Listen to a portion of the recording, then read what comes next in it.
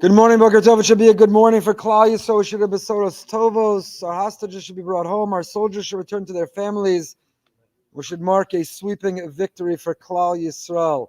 We continue our 10 minutes of meeting. Please help yourself to coffee and donuts. And we continue to look for a series sponsor for this year. We are on the 25th parak of Mesillas Yesharim, the Ramchal. We're finishing up the 25th parak today. And that is the parak on Derech Kiniyas Yirah, how to acquire the midah, the character trait of awe. We translate the word Yirah not as fear. It shouldn't be a debilitating, gripping fear, although there's nothing wrong with a little healthy dose of fear, to realize that our actions have consequences, that we are accountable for them.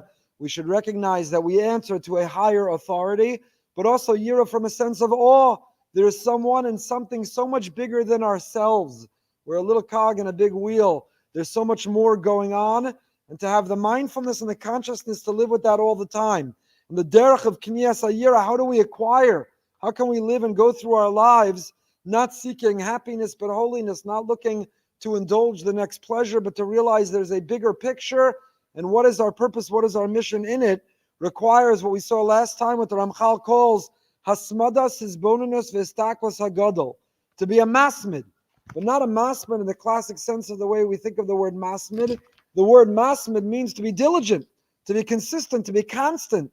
And we think of the masmid in the form and arena of Talmud Torah. Certainly that is an aspect of being a masmid. But to be a masmid also means to be a masmid in Yirah Shamayim. Not that you have Yirah when you're in shul or when you're learning, but when you're at work or in the marketplace or the mall, then you don't have Yirah, you don't have a knowledge and an awe of Hashem. But to be a masmid, to be constantly thinking and focusing and mindful. So if mindfulness is the answer, if consciousness, conscientiousness, thinking about the bigger picture, the Ribono Shel Olam, our place in His world, is how we live the most purposeful, mission-driven life, then what is the opposite?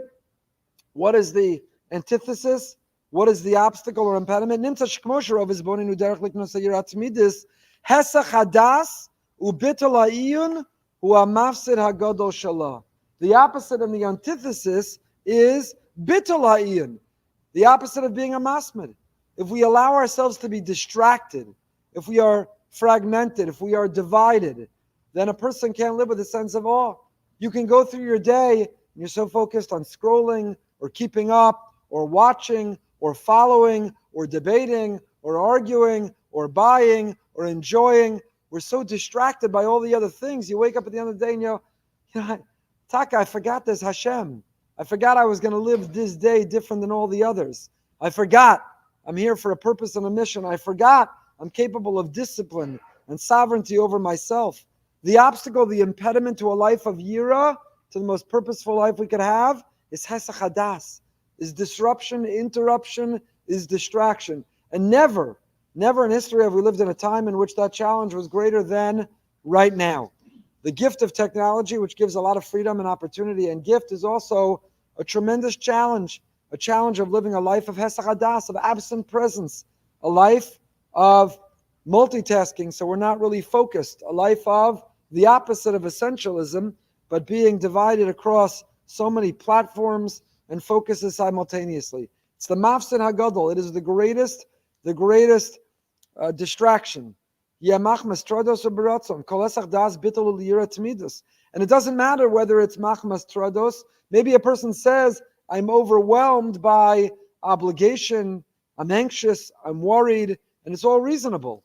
Or baratzon, or maybe willfully, they are watching, or they are distracted, or they are indulging. It doesn't matter. It doesn't matter the cause or the reason. The result is the same.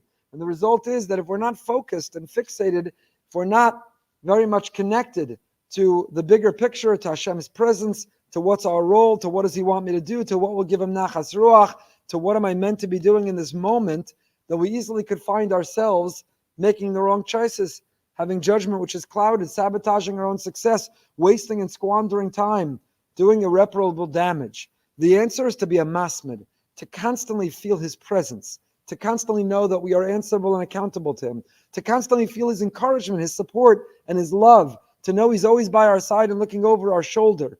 The moment we allow a hesach hadas, which is exactly the pernicious methodology of the Yetzer Hara. The whole way of the Yetzer Hara is to say, to get us distracted. The moment we have pizur hadas, the moment hesach hadas, the moment we are distracted, unfocused, Yetzer Hara's got us. That's true if we indulge in eating the wrong things late at night that we promised we wouldn't eat, at the wrong time, the wrong quantity, the wrong food. That's true if we're going to say the things we promised we wouldn't say, look at the things we promised we wouldn't look at. How does the Yetzer Hara work? By distracting us, by tiring us, by making us anxious. And then when we are unfocused and we forget what matters, when we lose our compass and our way, then the Yetzer Hara has us in its claws. Hesach hadas is the kryptonite of a person who's trying to live the most meaningful, purposeful life. And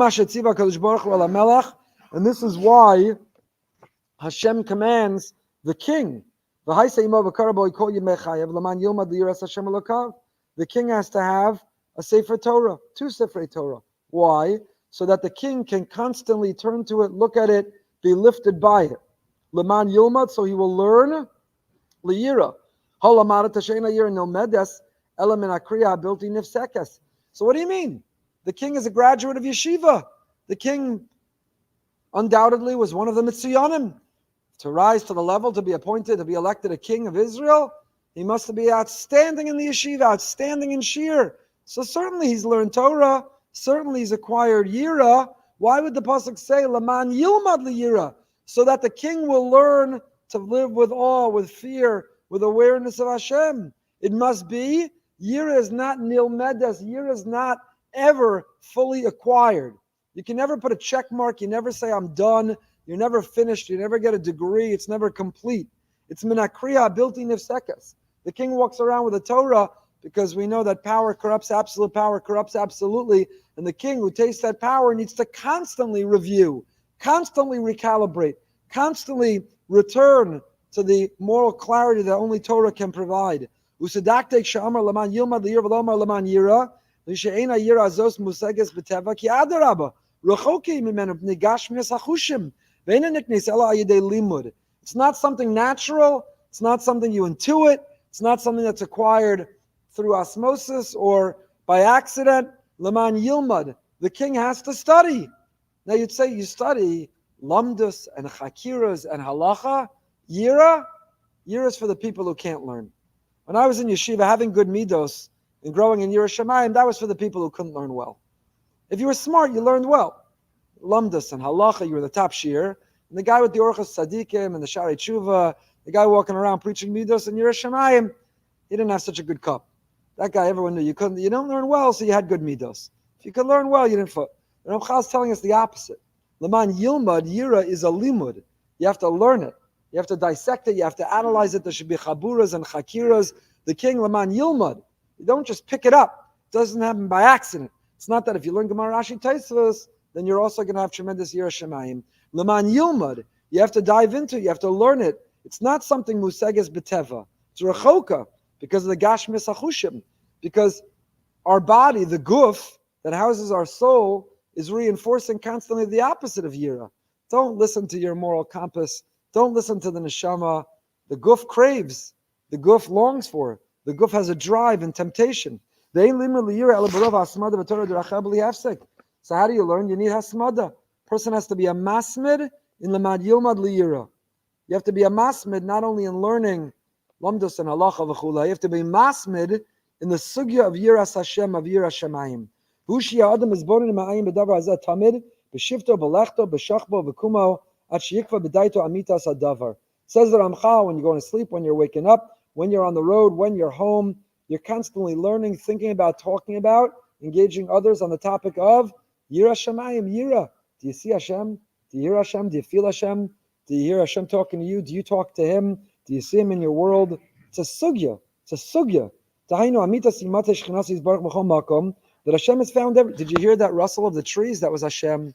Did you hear that story? That seemingly was a coincidence, a randomness? That was Hashem.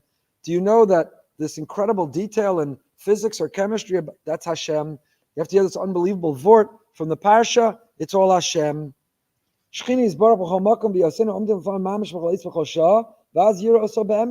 Everywhere you look and everywhere you see that bird, you see that puddle, that traffic, the delayed flight. It's all Hashem.